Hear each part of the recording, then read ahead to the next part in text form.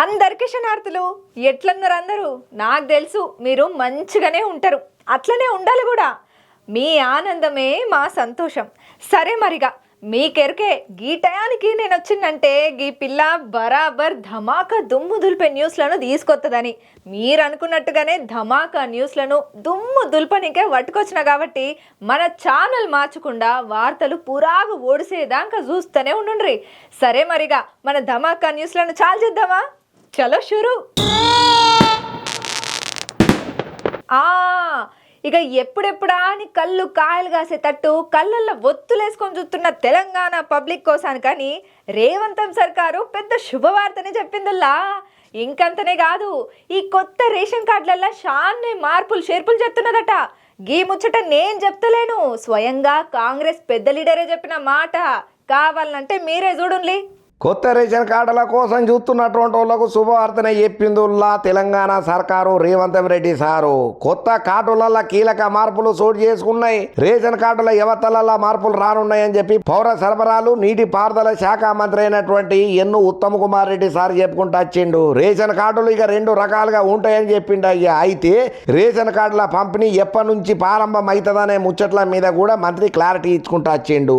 ఇక మంత్రి ఉత్తమ్ కుమార్ రెడ్డి సార్ మాట్లాడుకుంటా రాష్ట్రం 2,08,00,000 మంది రేషన్ కార్డుల లబ్ధిదారులు ఇప్పటికే ఉన్నారు. అర్హులందరికీ రాష్ట్ర ప్రభుత్వం రేషన్ కార్డులను ఇస్తుందని చెప్పి క్లియర్ కట్ గా చెప్పుకుంటూ వచ్చిండు. దారిద్ర్య రేఖకు దిగువన ఉన్నోళ్ళకేమో బీపీఎల్ కార్డులు, ఎగువన ఉన్నోళ్ళకేమో ఏపీఎల్ కార్డులు ఇచ్చే ఆలోచనలలో ఉన్నట్టు చెప్పుకుంటూ వచ్చిండు అయ్యా. ఇప్పుడు ట్రై కలర్ల బీపీఎల్ కార్డులు, గ్రీన్ కలర్ల ఏపీఎల్ కార్డులను పంపిణీ చేసే విషయాన్ని కూడా పరిశీలన చేస్తున్నామని చెప్పి మంత్రి సార్ చెప్పుకుంటూ వచ్చిండు అయ్యా. ఇక కొత్తోళ్లతో పాటు ఇప్పటికే కార్డులు ఉన్నోళ్లకు సుతం స్మార్ట్ కార్డులను జారీ చేస్తామని చెప్పి, అయితే కార్డుల తయారీ సంస్థ ఎంపిక కోసం టెండర్లను మేము పిలిచినామని, ఈ ప్రక్రియ నెలాఖరులోగా అయిపోతుందని, కొత్త రేషన్ కార్డుల పంపిణీ ప్రక్రియ ఏప్రిల్ మొదటి వారం నుంచి స్టార్ట్ అవుతుందని భావన చేస్తున్నట్లుగా ఉత్తమ్ కుమార్ రెడ్డి సార్ చెప్పిండు. అయితే గతంలో రేషన్ కార్డులు ఉన్నోళ్ళ పింక్ కార్డులు, గ్రీన్ కార్డులు, తెల్ల కార్డులు ఉన్నోళ్లకు ట్రై కలర్ కార్డులు ఇవ్వబోతున్నట్టుగా చెప్పిండు అయ్యా. ఇంకా అంతనే కాకుండా రాష్ట్రంలో కొత్త పాత రేషన్ కార్డుదారులందరికీ కూడా స్మార్ట్ కార్డు రూపకంలో కొత్త రేషన్ కార్డులను అందజేయబోతున్నట్టుగా ఇప్పటికే ప్రభుత్వం నిర్ణయం తీసుకున్నది. ప్రతి స్మార్ట్ రేషన్ కార్డుకు ఓ క్యూఆర్ కోడ్ పెట్టాలని చెప్పి కూడా ప్రభుత్వం ఆలోచన చేసింది. ఆ విధంగానే నిర్ణయం కూడా తీసుకున్నది. కార్డుకు ఒకవైపు ప్రభుత్వ లోగో, కుటుంబ పెద్దల వివరాలు, హోలోగ్రాము, ఇంకోవైపు కార్డుదారుని పూర్తి చిరునామా, క్యూఆర్ కోడ్ ముద్రణ చేయబోతున్నారట. ఇక ఇందుకోసానికని చెప్పి పౌర సరఫరాల శాఖ టెండర్లను కూడా ఆహ్వానం చేసిందట. 25వ తారీఖున మధ్యాహ్నం 3 గంటల వరకు టెండర్ల దాఖలకు అవకాశం కల్పించింది అయ్యా. దారిద్ర్య రేఖకు దిగువన ఉన్నోళ్లకు 1 కోటి, దారిద్ర్య రేఖకు ఎగువన ఉన్నోళ్లకు 20 లక్షల చొప్పున మొత్తం 1,20,00,000 రేషన్ కార్డుల ముద్రణకైతే పౌర సరఫరాల శాఖ టెండర్లను పిలిచిన ముచ్చట చెప్పుకుంటూ వచ్చిండు ఉత్తమ్ కుమార్ రెడ్డి సారు. ఏదేమైనా రేషన్ కార్డు ఎప్పుడొస్తుంది అని చెప్పి కళ్ళల్లో ఒత్తులేసుకొని ఎదురు చూసేటోళ్ళకి ఇప్పుడు ఈ మాట రేవంత్ రెడ్డి సర్కారు చెప్పిన తీపి కబురు ఏదైతే ఉన్నదో, అబ్బా నోట్లే చక్కెర బెల్లం తేనె 3 కలిపి పోసినంత తీయగా ఉన్నదని చెప్పి మస్తు సంబరపడుతున్నారయ్యా ఈ రేషన్ కార్డుల ముచ్చట ఎరికైన తర్వాత. కూటమి సర్కారు పింఛనర్ల కోసం కానీ మళ్ళొక ధమాకా ముచ్చట చెప్పింది. ఎన్టీఆర్ భరోసా పథకం గురించి క్లియర్ కట్గా క్లారిటీ ఇచ్చుడే కాదు, పింఛన్ పంపిణీ వ్యవస్థలల్లా కొన్ని కీలక మార్పులను సుతం చేయబోతున్నది. మరి ఆ మార్పులేందో పురాగా తెలవాలంటే గీ ఆర్తా మీరు చూడాల్సిందే.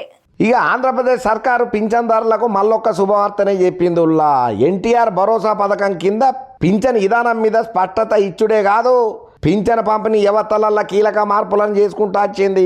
ఇక గతంలో పెన్షన్లను దొరికిస్తామని చెప్పి వచ్చిన విమర్శల ముచ్చట్లల్లో ప్రభుత్వం తగిన వివరణ ఇచ్చింది. ముఖ్యంగా వైఎస్ఆర్సీపీ సభ్యులు పెన్షన్లల్లో కోతలు ఇదిస్తారని చెప్పి చేసినటువంటి ఆరోపణల మీద మంత్రి కొండవల్లి శ్రీనివాసు మండలి సమావేశంలో సమాధానం ఇచ్చిండయ్యా. పెన్షన్ తొలగింపునకు ప్రభుత్వ విధానాలు కారణం కాదని, గత ప్రభుత్వ హయాంలో అనర్హులకు ఇచ్చిన పెన్షన్లను పరిశీలించాల్సిన అవసరం ఉన్నదని చెప్పుకుంటూ వచ్చిండు. ఇక రాష్ట్రంలో 13% జనాభాకు పెన్షన్లు అందుతున్నాయి. 2019 నుంచి 2024 మధ్య 24 లక్షల పెన్షన్లు తొలగించబడ్డాయని చెప్పిండయ్యా.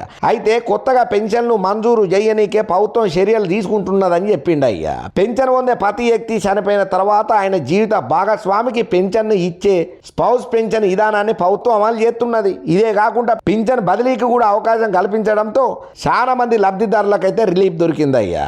ఇక ప్రభుత్వం పెన్షన్ల కోసం 13 పాయింట్ల వెరిఫికేషన్ విధానాన్ని రద్దు చేసుకుంటా ప్రభుత్వం ప్రభుత్వం క్లారిటీ ఇచ్చింది. దీనివల్ల లబ్ధిదారులు పింఛన్ మంజూరు ప్రక్రియలలో ఎదుర్కొనే జాప్యాన్ని తగ్గించవచ్చు. అట్లనే ఆరోగ్య సమస్యల కారణంగా అర్హులైన వాళ్లకు ఎప్పుడైనా హెల్త్ పెన్షన్ కోసం దరఖాస్తు చేసుకునే వీలు ఉంటుందని చెప్పి మంత్రి చెప్పుకుంటూ వచ్చిండు. పింఛన్ విధానంలో తీసుకొచ్చినటువంటి ఈ మార్పులు పేదలకు, వృద్ధులకు, దివ్యాంగులకు ఎంతో ప్రయోజనం కలిగించిందని అన్నారయ్యా. ఏదేమైనా చంద్రాల సారు కూటమి సర్కారు ఒక దిశా నిర్దేశంతో పబ్లిక్ ఫాయిదా అయ్యేటట్టు ఈ తీరుగా ముందరికి పోతా పబ్లిక్ వనుకొచ్చి అన్ని పనులను చేస్తున్నారనంటే జై హో చంద్రాల సారు, జై హో కూటమి సర్కార్ అని చెప్పి తారీఫ్ చేయబట్టిండ్రి ఈ పింఛన్ల ముచ్చటరికైనా ప్రతి ఒక్కరు. రీసెంట్గా ఏపీలో ఎమ్మెల్యే కోటాలైన ఎమ్మెల్సీ ఎన్నికలు ఏకగ్రీవమైనాయి. ఇక కూటమి సర్కార్ కెంచి నామినేషన్లను వేసిన 5 అభ్యర్థులైతే పోటీ లేకుండానే ఎన్నికైనరు. అయితే వీళ్ళల్లో కావలి గ్రీష్మ, బీటీ నాయుడు, బీద రవిచంద్రతో పాటు బీజేపీ అభ్యర్థి సోము వీర్రాజు, జనసేన అభ్యర్థి కొనిదెల నాగబాబు సారు కూడా ఉన్నాడు. అయితే ఈ ముచ్చట్లల్లా జనసేన ప్రధాన కార్యదర్శి నాగబాబు సారు ఒక ఇంట్రెస్టింగ్ ట్వీట్ను ఏందో ఆ ట్వీటు మనం కూడా చూద్దాం పాండ్రి. ఇక ఏపీలో రీసెంట్గా ఎమ్మెల్యే కోటాల అయినటువంటి ఎమ్మెల్సీ ఎన్నికలు ఏకగ్రీవమైనయుల్లా కూటమి తరపున నామినేషన్లు వేసినటువంటి 5 అభ్యర్థులు పోటీలో లేకుండా ఎన్నికయ్యిండ్రు. ఇళ్లలో టీడీపీకి చెందినటువంటి కావలి గ్రీష్మ, బీటీ నాయుడు, బీద రవీంద్రతో పాటు బీజేపీ అభ్యర్థి సోము ఈర్రాజు, జనసేన అభ్యర్థి కొనిదెల నాగబాబు సార్లు ఉన్నారు.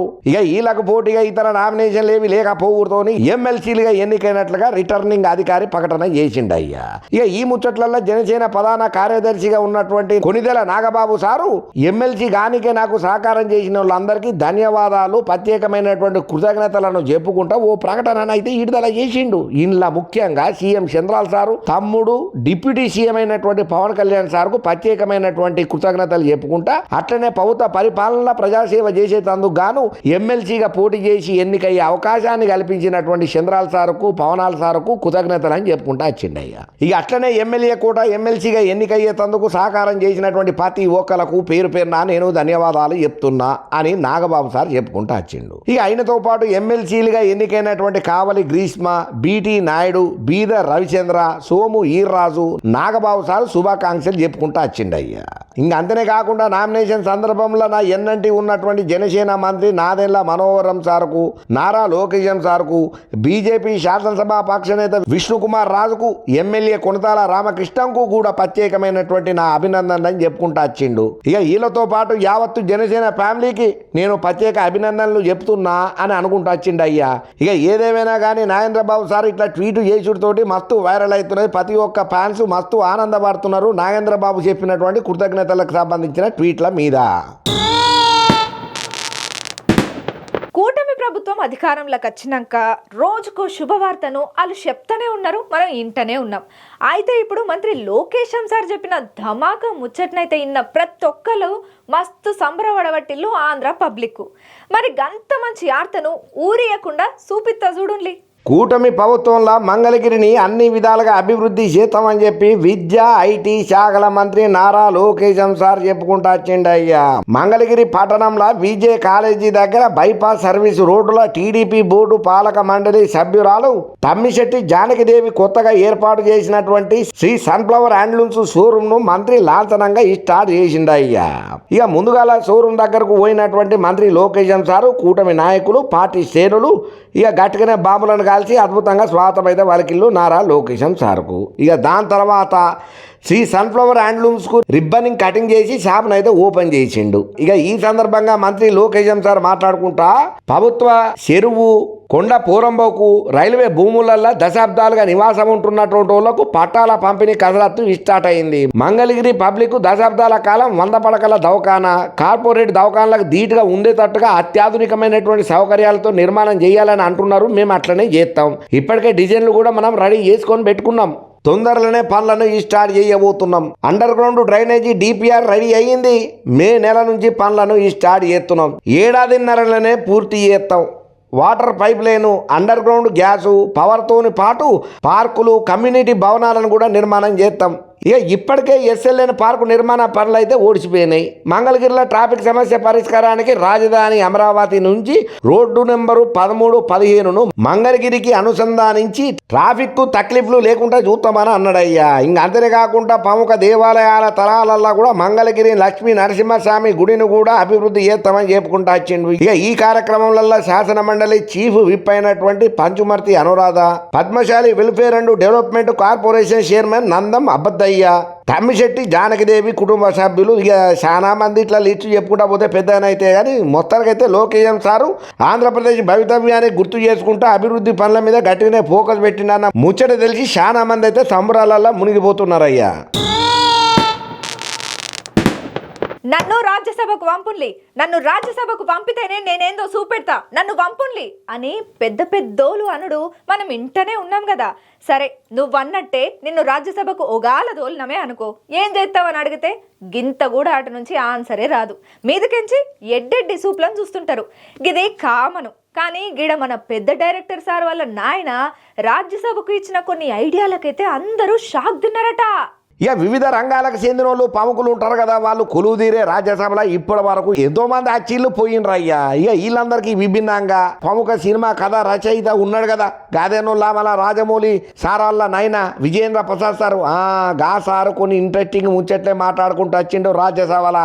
ఇక ఆయనను రాజ్యసభకు ఎంపిక చేసుడు ఆ పదవిలో 2.5 ఏళ్ళు పూర్తయిన నేపథ్యంలో రాజ్యసభను మరింత మెరుగ్గా చేసేటందుకు వీలుగా ఆయన 5 సూచనలు అయితే చేసిండయ్యా. ఇక ఆయనకు ఎదురైనటువంటి అనుభవాల ఆధారంగా ఆయన చేసిన సూచనలు ఏవైతే ఉన్నాయో వాటిని రాజ్యసభ చైర్మన్ జగదీప్ ధన్ఖడ్కు ఒక ఉత్తరం కూడా రాసిండు. ఇక అందులో ఆయన ప్రస్తావన చేసినటువంటి 5 అంశాలని చూస్తే కాలంతో పాటు మారాల్సిన అవసరం ఎంతైనా ఉన్నదన్న విషయం ఇట్టనే అర్థమవుతున్నది చూడంగానే. ఇక అందులో 1వ పాయింట్ చెప్పుకుంటూ వచ్చిండు. పార్లమెంట్కి వచ్చిన రాజ్యసభ సభ్యుడు అక్కడ అటెండెన్స్ రిజిస్టర్లో సంతకాలు చేయాలి. ఇట్లా సంతకాలు చేస్తున్న కొందరు సభలకు రాకుండానే బయటకు వెళ్ళిపోతున్నారు. వాళ్ళు సభలోకి రాకుండా సభకు హాజరైనట్లుగా హాజరు పట్టిక చెప్తున్నది. ఈ లోపాన్ని సరిదిద్దాలి. రాజ్యసభ తలుపుల దగ్గర కెమెరాలను ఏర్పాటు చేయాలి. సభ్యుల ఎంట్రీ ఎగ్జిట్ ను కూడా నమోదు చేసేటట్టుగా ఉండాలి. ఇక నెంబర్ 2, సభలో ఎవరైనా సభ్యులు మాట్లాడే టైంలలో ఫోటోలు, వీడియోలు, క్లిప్లను చూపెడతా తమ వాదనల్ని మరింత సమర్థవంతంగా వినిపించేందుకు వీలుగా ఉండాలి. ఇందుకు ప్రతి సభ్యుడు టేబుల్ మీద ఉండే ట్యాబ్ను సభల టీవీ మానిటర్తో అనుసంధానం చేయాలి. సభ్యుల వాదనకు సంబంధించిన గ్రాఫిక్స్ను, ఫోటోలను ప్రదర్శన చేస్తూ తమ వాదనలను వినిపించే వీలును కల్పించాలి. ఇక పోతే 3, సభ్యుల ప్రశ్నలకు సభల మంత్రులు మౌఖికంగా సమాధానాలు ఇస్తున్నారు. ఇంట్లో అనుమానాల్ని క్లియర్ చేసుకోనిక కూడా టైం ఉండలేదు. ఈ లోపాన్ని పరిహరించేందుకు మంత్రులు వాళ్ళ సమాధానాల్ని ముందు రోజే పంపిణీ చేయాలి.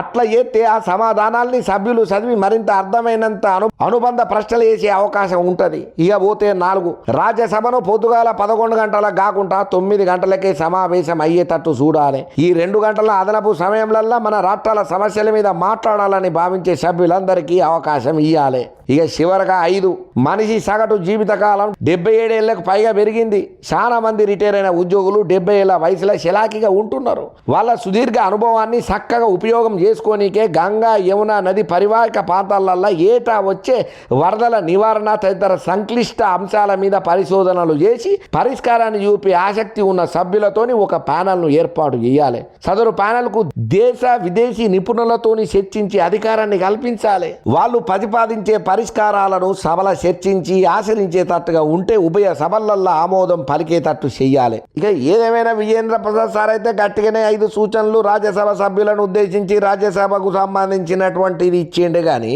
మరి విజేంద్ర ప్రసాద్ సార్ చెప్పిన వాటిని ఎంతవరకు వారు ఆచరణలకు తీసుకుంటారో, అమల్లో పెట్టనీకే చూస్తారో చూద్దాం. బీజేపీ బీఆర్ఎస్కు నేను చాలా సేవలు చేసిన, కానీ వాళ్ళు నా సేవలను ఆడుకొని నా ఐడియాలను తీసుకొని పబ్లిక్కి సరైన ఫైదా చేయకపోవట్లనే ఆ 2 పార్టీలకు జనాలల్లో బగ్గ వ్యతిరేకత వస్తున్నది. నన్ను ఆ 2 పార్టీలు మోసం చేసినాయి కాబట్టే నేను ఆ పార్టీలకు సైన్ అవుట్ కొట్టినా అని మైకు ముందర మస్తు గరానికి రాబట్టింది కాంగ్రెస్ సీనియర్ నాయకురాలు లేడీ అమితాబ్ బచ్చన్ విజయశాంతి మేడం. మరి మేడం ఇంకేమన్నది చెప్పుడెందుకు, మీరే చూడండి. ఇక బీజేపీ బీఆర్ఎస్కు నేను సేవలు షాన్నే చేసిన ఆ పార్టీలు సరైన నిర్ణయాలు తీసుకున్నట్లా ఫెయిల్ అయినాయి. అందుకే నేను ఆ పార్టీలకెంచి అవతల పడ్డా అని చెప్పి కాంగ్రెస్ సీనియర్ నాయకురాలు ఉన్నది కదా lady Amitabh Bachchan madam Vijayashanti madam చెప్పిందయ్యా ఈ మాట. నా పార్టీని విలీనం చేయించుకొని మోసం చేసిల్లంట మస్తు గరానికి వచ్చింది. అయితే ఎమ్మెల్యే కోట ఎమ్మెల్సీలుగా కాంగ్రెస్ అభ్యర్థులు ఇయ్యాల ఏకగ్రీవంగా ఎన్నికైనరయ్యా. ఇక విజయశాంతి అద్దంకి దయాకర్ శంకర్ నాయక్ ఏకగ్రీవంగా అయినట్లు మనం ముచ్చట్లు వార్తలలో బాగానే చూసినాము. ఇక ఈ ముచ్చట్లలో ఎలక్షన్ల రిటర్నింగ్ అధికారి ముగ్గురికి ధృవీకరణ పత్రాలను సుతం అందజేసిండు. ఇక పత్రాలను తీసుకున్న తర్వాత వాళ్ళంతా చక్కగా గాంధీ భవన్ కు చేరుకొని మీడియాతోని బాగానే ముచ్చట పెట్టబట్టిండ్రు. ఇక ఈ సందర్భంగా ఎమ్మెల్సీగా ఎన్నికైనటువంటి విజయశాంతి మేడం మాట్లాడుకుంటా బీజేపీ నేతల బండారం బయట పెడతామని భయమవుతున్నదా, నా వల్ల హార్ట్ అటాక్ వస్తుందని భయపడుతున్నారా, నా పార్టీని విలీనం చేయించుకొని నన్ను మోసం చేసిళ్ళు, విజయశాంతికి తెలంగాణకి సంబంధం ఏంటిదని కొంతమంది నన్ను ఎదురు ప్రశ్నలు ఎత్తున్నారు. నాకు తెలంగాణకు సంబంధం లేదా? నేను తెలంగాణ ఉద్యమం మొదలుపెట్టినప్పుడు టీడీపీలో కేసీఆర్ ఉన్నాడు. తెలంగాణ కేసీఆర్ సొత్తు కాదు. తెలంగాణ రాష్ట్ర సాధనకు నా వంతు కృషి నేను చేసిన. తెలంగాణ ఇస్తున్న సమయంలో కేసీఆర్ పార్లమెంట్లో లేడు. కేసీఆర్ ఆయన దొరబుద్ధిని నిరూపించుకుంటున్నాడు. దొరలు ఓటెత్తేనే కేసీఆర్ ముఖ్యమంత్రి అయ్యిందా? నింద వేయడం కాదు, నిరూపణ చెయ్యాలి. నేను గడ్సున్న మహిళను ప్రతిరోజు నన్ను అవమానించిండ్రు, హింసబెట్టి పార్టీని విలీనం చేయించుకున్నారు. ఇద్దరి ఆశయం తెలంగాణ రాష్ట్రం అయినప్పుడు రెండు పార్టీలు ఎందుకని అనుకున్నాం. అసలు తెలంగాణకు 7 లక్షల కోట్ల అప్పు ఎట్లయిందో కేసీఆర్ని ఇడవకుండా అడగాలి. కేసీఆర్ మోసాలన్నీ బయటకు తీయాలి. ఆయన ఇప్పటికైనా వాస్తవాలు మాట్లాడాలి. మేము కష్టపడి తెచ్చుకున్న రాష్ట్రం ఇది. తెలంగాణ వ్యతిరేకులని బీజేపీ రాష్ట్రంలో దించబోతున్నది. బాంచన్ కాలు మోక్తనే పరిస్థితికి మళ్ళీ తెలంగాణను తీసుకుపోవాలని బీజేపీ గట్టిగానే కసరత్తు చేస్తున్నది. తెలంగాణ వ్యతిరేకి మాజీ ముఖ్యమంత్రి కిరణ్ కుమార్ రెడ్డి ఆయన బీజేపీలకు వచ్చినందుకు ఆ పార్టీని వదిలేసిన. సోనియా గాంధీ నాకు ఎమ్మెల్సీ ఇచ్చింది. కాపలా కుక్క లెక్క ఇప్పటి వరకు తెలంగాణని కాపాడుకున్నాం. ఇక మీదట ఇట్టనే కాపాడుకుంటామని చెప్పి మైకు ముందట మత్తు గరాన్ని కచ్చుకుంటా గట్టి గట్టి మాటలే మాట్లాడబట్టింది. కేసీఆర్ సార్ మీద మాటల తూటాలని పేల్చింది. మరి విజయశాంతి మేడం చెప్పనైతే చెప్పింది కానీ మరి దీని మీద కేసీఆర్ సార్ టీం కూడా ఉంటారు కదా, వాళ్ళు ఎట్లా రియాక్ట్ అవుతారో చూద్దాం. అబ్బా చూసిండ్రు కదా మన ధమాకా న్యూస్లను ఎట్లున్నాయి, మస్తున్నాయిలే అన్నట్టు అడుగుడు మర్చిపోయినా. మన ధమాకా దుమ్ము దులుపుడే న్యూస్లు మీకు నచ్చినాయా? నచ్చితే ఈ వీడియోని లైక్ చేయండి, షేర్ చేయండి, ఒక మంచి కామెంట్ సుతం పెట్టుండ్రి. గట్లనే మన మెగా9 ఛానల్ని సబ్స్క్రైబ్ చేసుకున్నాడు మాత్రం అసలుకే మరవకుండ్రి, సరేనా? ఇవాళకి తెచ్చిన న్యూస్లను అయితే ఓడగొట్టినాం. మళ్ళీ ఇంకెన్ని ధమాకా దుమ్ము దులిపే న్యూస్లతోని మళ్ళీ కలుస్తా మరి, సరేనా? ఉంటా మరి.